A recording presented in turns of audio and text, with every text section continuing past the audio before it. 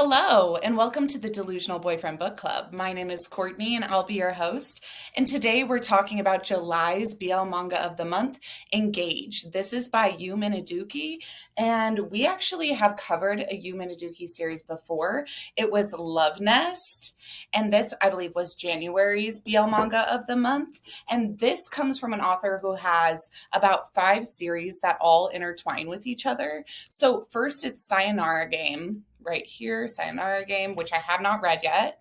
I didn't realize these were all connected when I started book club. Otherwise, I might have done them in a different order, but they do stand on their own very well.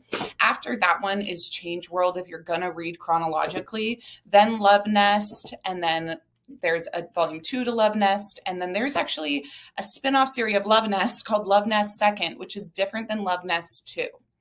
And then after that is Engage. And Engage has 2 volumes out at the moment and a 3rd volume that's going to release in September. I have a lot to say about this series. I saw it on the shelves of Barnes and Noble probably before I saw any of the rest of the books by this author. And I don't know why, but it took me a really long time to pick it up. I always liked it because I thought this character kind of looked like a silver-haired version of like Suguru Gato, especially because he's eating this ball that looks like Gato's curses. So far, there's nothing like supernatural or anything like that. So it caught my eye, but I just didn't have a reason to read it until I read Love Nest and started this podcast. And I was like, okay, let's get some of those books off the Barnes and Noble shelves that have been looking at me like in the eyes for months. And Engage is one of those. I will say that this is my most problematic book with this author. And with that being said, we're kind of going to jump right in. So the tropes in this series are going to be, number 1, age gap. The main character is 21 and his main love interest is 38. So we have a 17-year age gap, which is almost twice the main character's age. If that wasn't problematic enough, we also have some taboo tropes going on here. I will say that there is a familial connection between the main love interests. And without getting into spoilers, it's less bad than that sounds, but it's still kind of as bad as that sounds. I don't know how to explain it necessarily. We do have a very androgynous character. I'm not sure that counts as a trope, but I would say that we are exploring this main love interest, Naru. We're exploring a lot about him as well. He is in a poly relationship with a man and a woman. So we've got a bisexual character, we've got poly characters, we've got age gap, we've got taboo love, and I'm not sure I can give much else away without spoiling it. So the spoiler-free summary for this is going to be our character Naru, who is in Love Nest. If you read Love Nest, he is a very wealthy property owner, and we do gather throughout the story that his family might not be completely aproblematic. So we see that he has Yakuza working as bodyguards. He has all this property, all this wealth. And I do question if all of the business in the Naruso, I think that's the last name, if all of the business in their family is actually above board and legal, or if this character might be a bit of a criminal in and of himself. So we start with a character who's 21 working at his parents' restaurant, and he is in love with a regular customer who comes once a year to get the special holiday treat that their family business makes at the restaurant. So that character has been the object of his affection for over 10 years, but he has admitted this love for that person to himself about 6 years ago, and he is moving through life with this unrequited love and feeling kind of okay with that he gets to see this person he loves once a year, and then that is all it will ever chalk up to. He knows that person is in a relationship with somebody else, and he probably doesn't have a chance, but he does say at one point in the book the purest form of love is a love without expecting anything in return. And that is quite sweet. So that's our spoiler-free summary. Where is this character who works for his family's business going to go with this unrequited affection? Will he confess his feelings? Will he ever have his love returned? And are there any twists and turns that have us reconsidering if he should have that love returned by this person? That's the end of the spoiler-free summary. I cannot give any more details without totally spoiling the twist in this story. If you like spoilers, stay tuned. If you don't, you should go pick up Engage, read it, and come back. And with that being said, please do rate, review, and subscribe to the podcast if you're listening on YouTube or you're listening on a podcast app. Usually there's a subscribe button right there and even a button for auto downloading episodes so that you never miss one. And now I'm going to get into the full spoiler-filled section. And I'm going to break this down for you and we're going to walk through it because I have a lot to say. I have a lot of questions and concerns and I just need to get into it. So our main character's name is May, and his main love interest is going to be this guy, Naru. May is 21 years old, works for his parents' restaurant, like I said, and every year for the holidays, they have a special treat. And the whole town is obsessed with this treat. People travel from far and wide to get it, and they always sell out. And we meet our main character, May, and he is on the last day of this sale of the treat. And the person who comes every year to buy it, who he thinks is so beautiful, hasn't showed up yet. And the restaurant closes and he thinks, oh my God, is this going to be the first year in 10 plus years where that beautiful person doesn't come to our restaurant to get the treats? Did something happen to him? I don't have his phone number. There's no way I can reach out to him. Maybe he's just going to stop coming. I know he has a partner and he never said that he would do this forever. I just assumed he would always be around.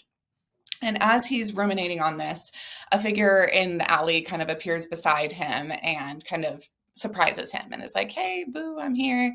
And he gets him some of the treats. It was the guy he was waiting for all along. They go sit on a park bench and May says it. He goes, you know, I've been wondering, do you show up every year at the end of my shift, at the end of the day, so that I have time to talk with you? Because you seem like you really like talking with me as much as I like talking with you. And as far as I can remember, each year when you stop by for these treats, you make it a point to hang out with me, talk to me, listen to how my year has been, and take this special interest in me.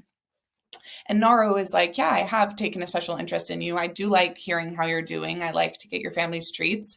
And I'm glad that we have this special relationship. And we get a flashback then to when May was about 5 years old. He fell out of a tree that he was trying to tie a wish in this wishing tree tradition. If you climb up really high, your prayer will reach the heavens.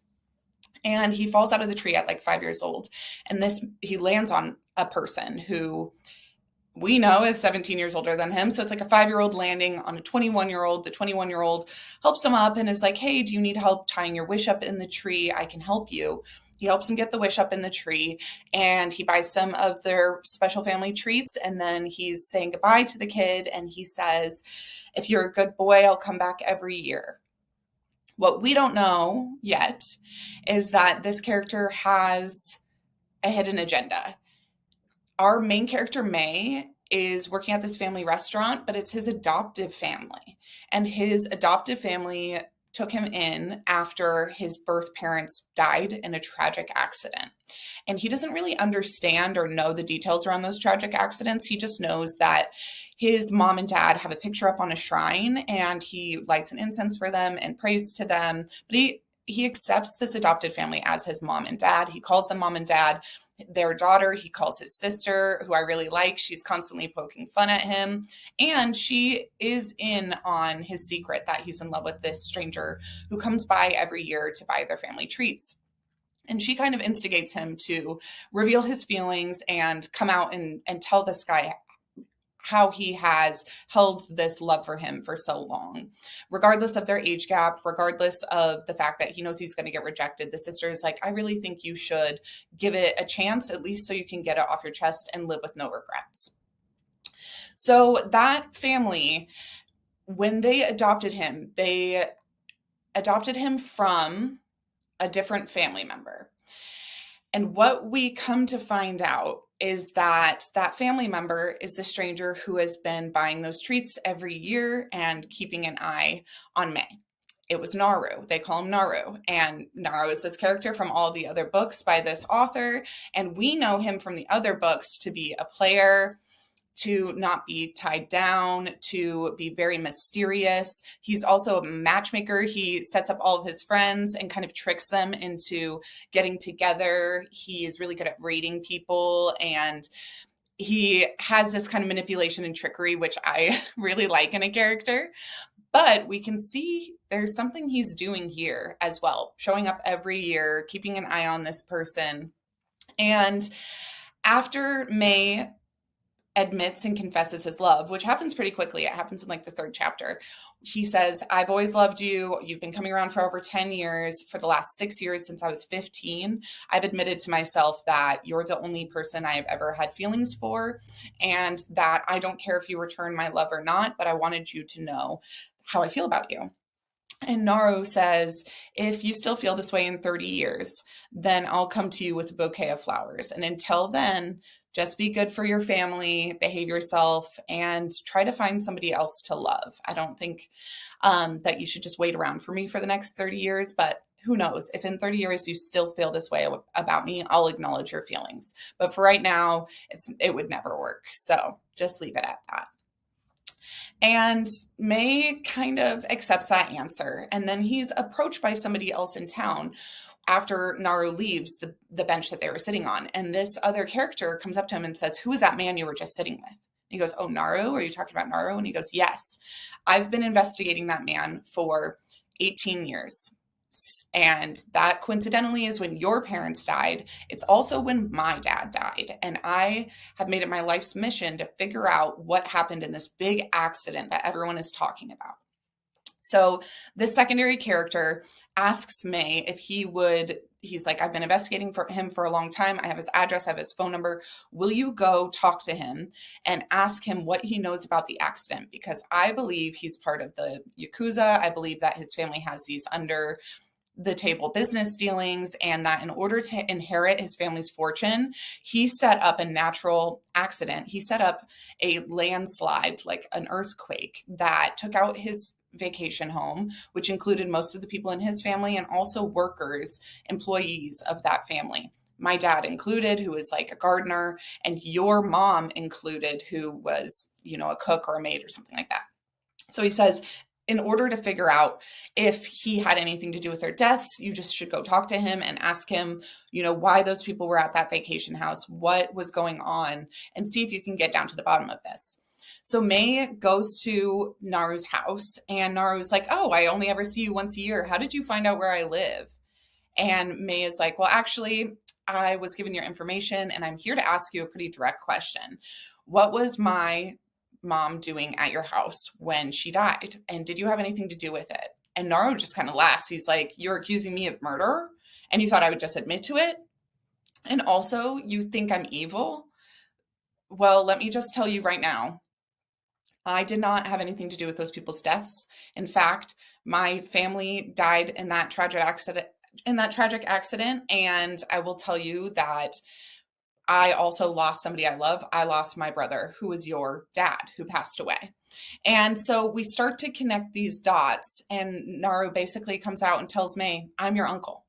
Your dad was my brother. When I lost him, I promised that I would protect you. So I helped you get adopted, and I've kept an eye on you, and I've watched you grow up. And every year I ask you how your life is going, how school is going, if you have a girlfriend. And that's my way of watching over you for my brother. And you are very much like a treasured, loved part of my life, but I kept it a secret from you because if you knew that you were part of the Naruto family, you would have been in danger. There are people who want to eliminate the different heirs to our fortune, and I wanted to protect you as best as I could. So with that being said, I think you should drop this kind of investigation into the accidents, and actually he ends up having some work for May to do. And May has been looking for a full-time job outside of his family. And Naru basically says, move in with me. work for my gardener, and I have a couple of other friends that I can set you up with to try out different jobs. And in that way, I can keep an eye on you, make sure that you make money, and also get to know you as uncle and nephew. And May is completely shocked. He passes out from the shock because he's like, the man I've been in love with for 6 years is my uncle. Now, there's the big spoiler I couldn't give away at the beginning of the episode with tropes, because I'm not going to just like say like, oh yeah, the trope here is incest, because it isn't. But it is very reminiscent to like grooming. And I would say that throughout the entire book, once this bomb was dropped, I was made really uncomfortable. And I guess I do also need to I need to wrestle with the fact that in our reverse harem why choose romances, there's an age gap in each one. And the one we just read, it's a brother's best friend, and he is 15 years older than the main character, who is a woman, and she has always looked up to her brother's best friend, and they don't see each other for a long time, like 10 plus years. When she meets him again, he's 40, she's 25, and he and her obviously have a connection. They have chemistry, and he remembers her as a child. He helped get her out of an abusive situation, but it didn't feel like grooming, I guess, because they had all of this time apart from each other. And this story, I don't know if it's just because it's a man and a younger man and not a man and a younger woman. Am I being like homophobic? Am I being biased here that in the romance novels I'm reading between a man and a woman, the 15-year age gap doesn't really bother me? And in this story, it did bother me? Or did it just bother me because he's been checking up on this kid since he was 5 years old? He's been keeping an eye on him since he was 5 years old. And we know this character from the other stories. And I wouldn't say that we know him super well, but I didn't think he was a pedophile. He has partners in his adult life who are adults, one man, one woman. He looks like a poly, bisexual kind of player. I did not read him as child pedophile, but there is a literal panel in this book where he's 21 holding a 5-year-old and walking him through town.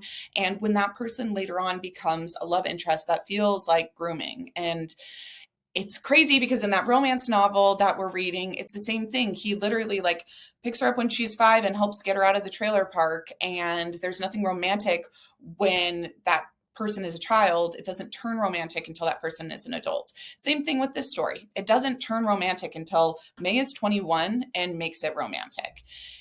So I guess I just have to wrestle with why that makes me so uncomfortable. If both stories should make me uncomfortable, if neither story should make me uncomfortable.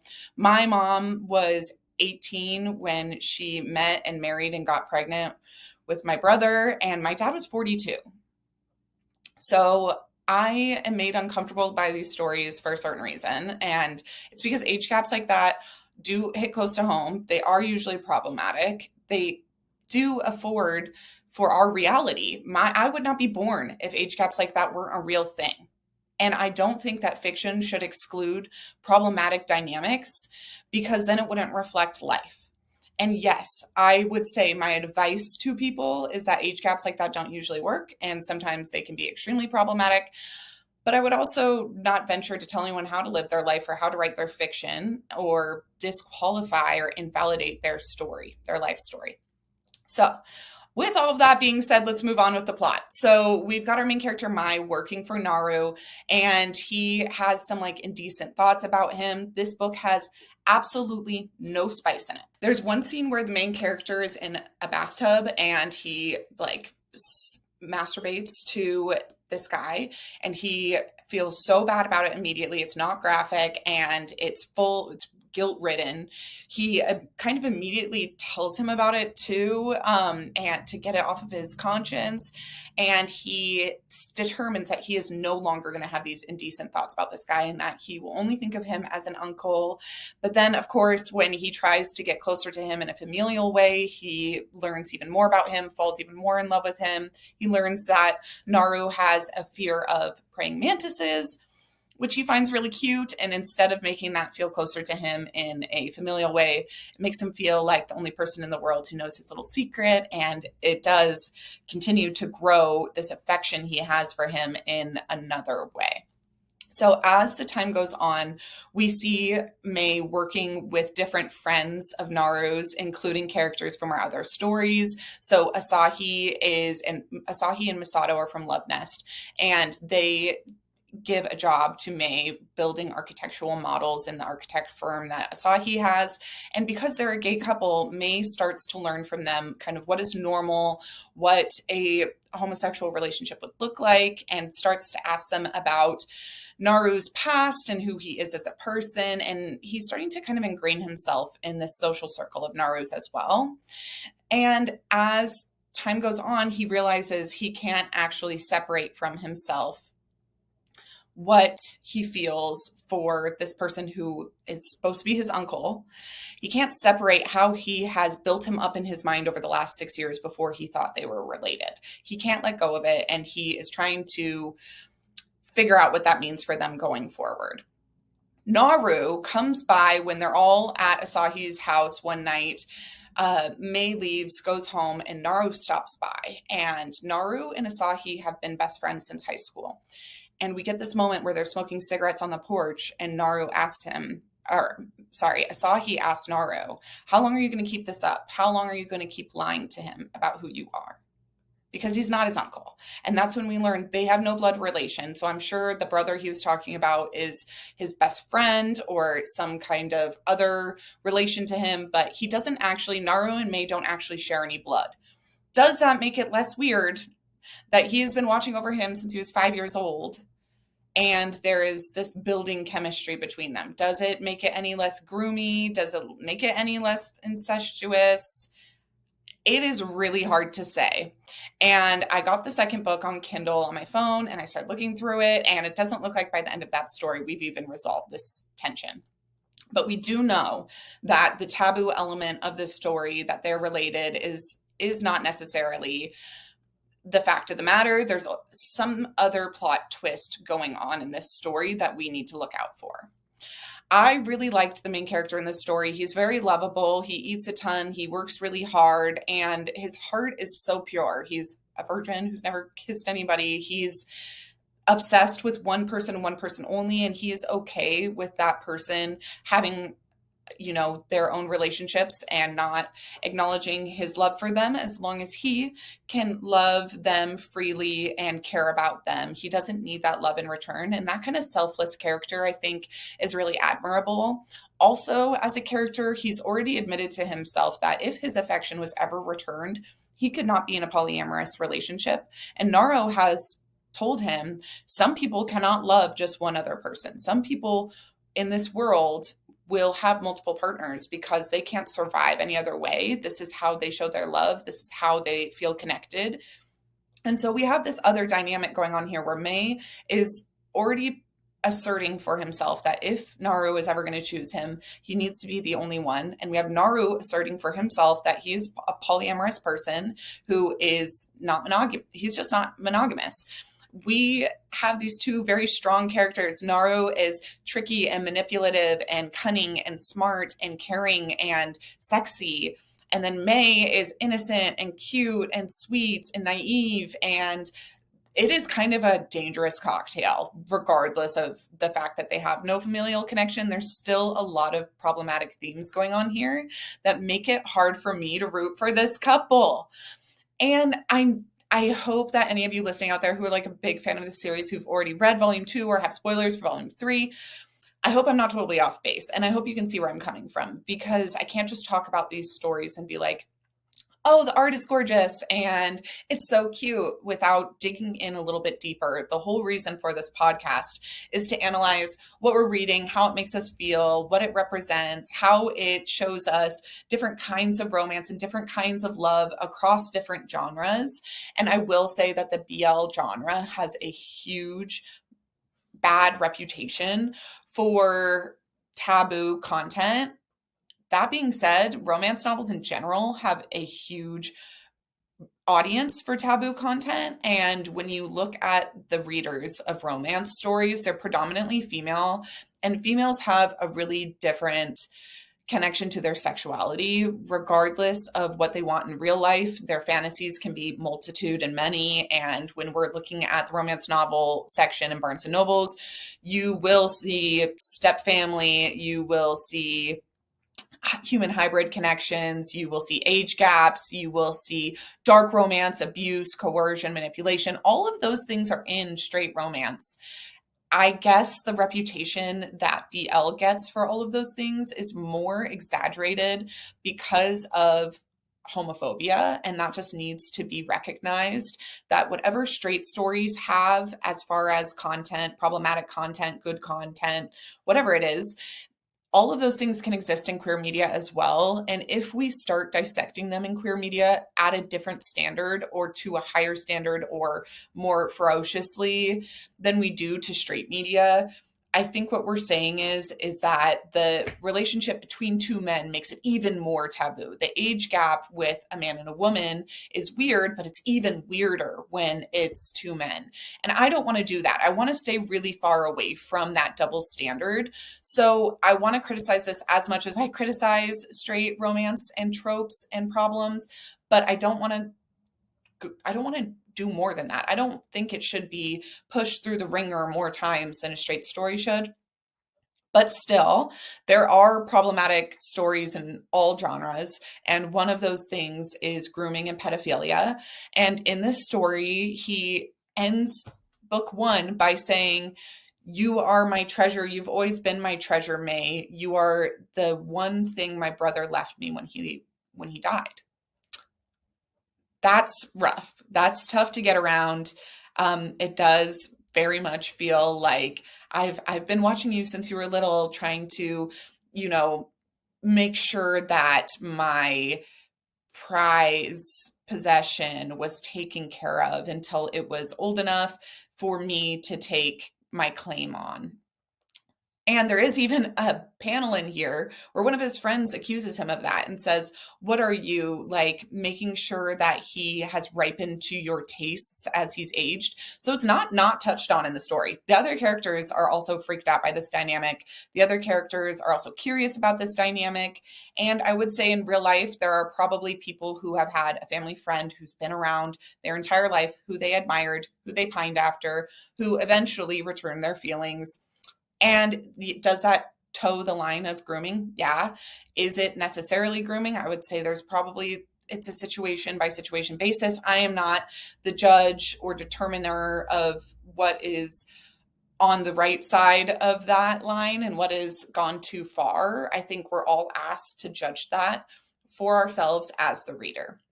So this story ends with that acknowledgement that our main character is not blood related. Also, that he does have some feelings. He says, "I love you." He confesses that he loves May.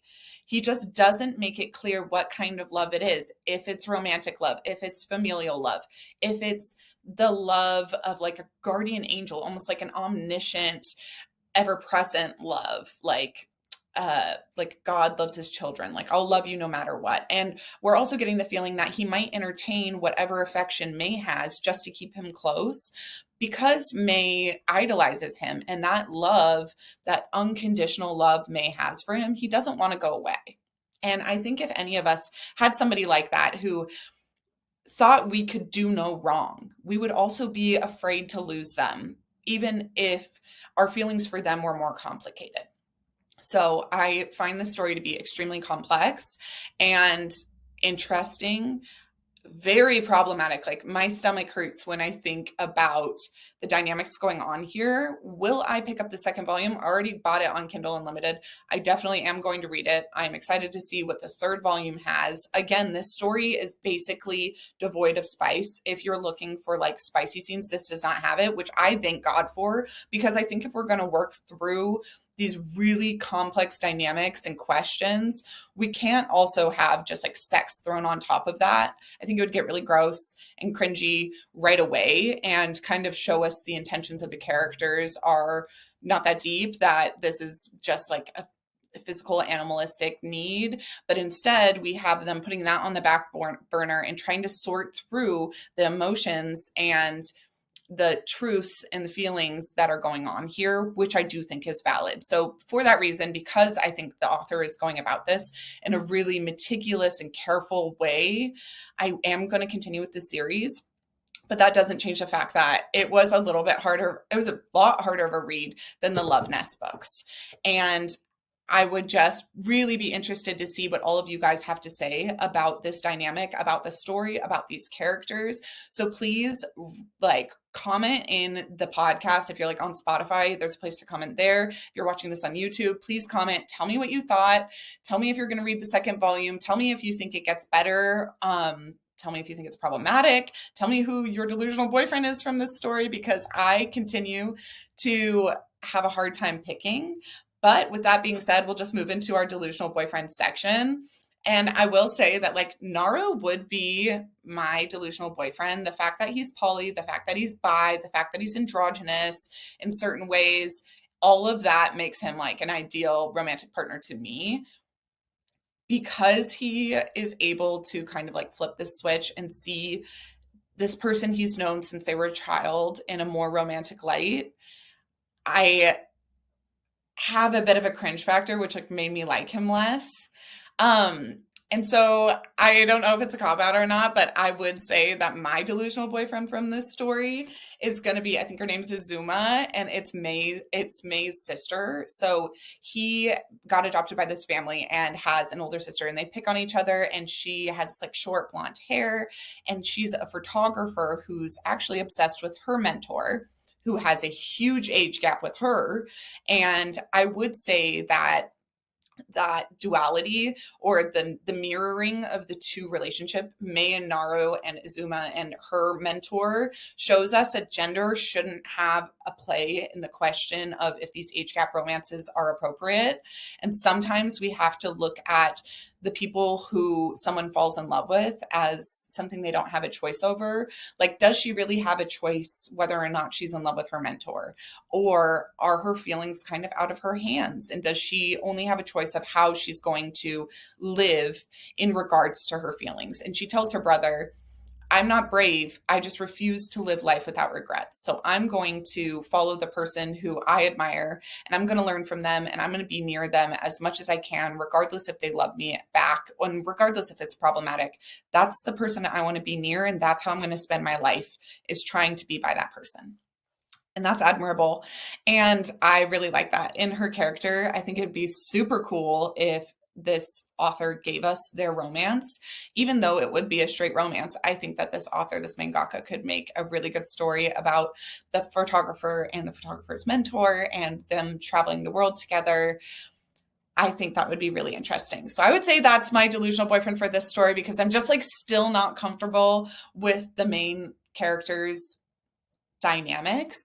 I would say one character, Naru, is bisexual. May has said he doesn't really know what he is, but he thinks he's gay because he's only ever loved one person, and that was Naru. But he also says Naru's gender has never really been a main factor for me because he's androgynous. I find him genderless. So the question of sexuality, gender and sexuality, and labels and fluidity is in this story, and I really do appreciate that.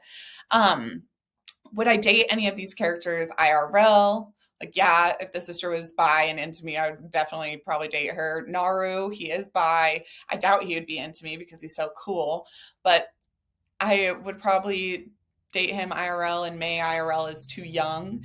He's 21, and like, he just seems like a baby to me, which at 28 years old, if a 21-year-old seems too young, I'm like, how does a 38-year-old put up with a 21-year-old? I don't know how that's going to work in the future. Also, like, when Naru is old and dying, May will still have 20 more years of life to live without him, which I find really sad.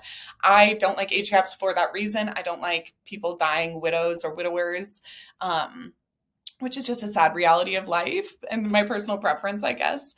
But yeah, I would say I would date the sister IRL. Does she beat any of my other delusional boyfriends? Like, no, they don't even beat my delusional boyfriend from this author. Like, Asahi, I think, was my delusional boyfriend. Masato might have been because he's like a massive power bottom. But I do like other BL manga characters. a lot more than I am liking the characters in this story. And that's just for now. That's not to say my opinion won't change. With that being said, that kind of wraps up our delusional boyfriend section. And I just want to say thank you guys so much for being along for this journey. It is so fun to read through these books, pick up the stuff off of the shelf at Barnes & Nobles that I've been dying to read, and have people to talk about it with, especially when the story is kind of problematic and there's a lot going on. It's really fun to unpack it this way with you guys. We have so many more fun stories going on this month and the rest of the year. So if you haven't already, please rate, review, and subscribe on whatever platform you're listening to this on. Follow along on our socials, YouTube, TikTok, Instagram. We're Delusional Boyfriend Book Club or Delusional BF Book Club. I appreciate your guys' support so much. Creating this little Fujin community has been really fun. Next year, I'm really excited to kind of venture out even further into other stories that I'm excited to read. So thank you for being here for the journey. Thank you for reading along with me. If you guys haven't already listened to the anime of the month episode, it's on Dakaiichi. I'm Being Harassed by the Sexiest Man of the Year. Probably my new favorite BL anime that we've seen this year. That doesn't include like Yuri on Ice, which is an all-time favorite, but it is maybe my favorite new BL couple from this year. And with that being said, if you guys are reading manhwa, you have to read our manhwa of the month for July, Shutline. I am like frothing at the mouth to talk about it. I can't believe I waited on this story for so long just because the character design didn't initially appeal to me. It is now like one of my favorite art styles, one of my favorite couples. So tune in July 15th for our manhwa of the month, Shutline. And then for our reverse harem why choose romance novel of the month, we're starting a new trilogy in the same universe by the same author as all the other romance novels we're reading. It's L. Thorpe's Rebel Revenge, I believe, is the first book in the trilogy.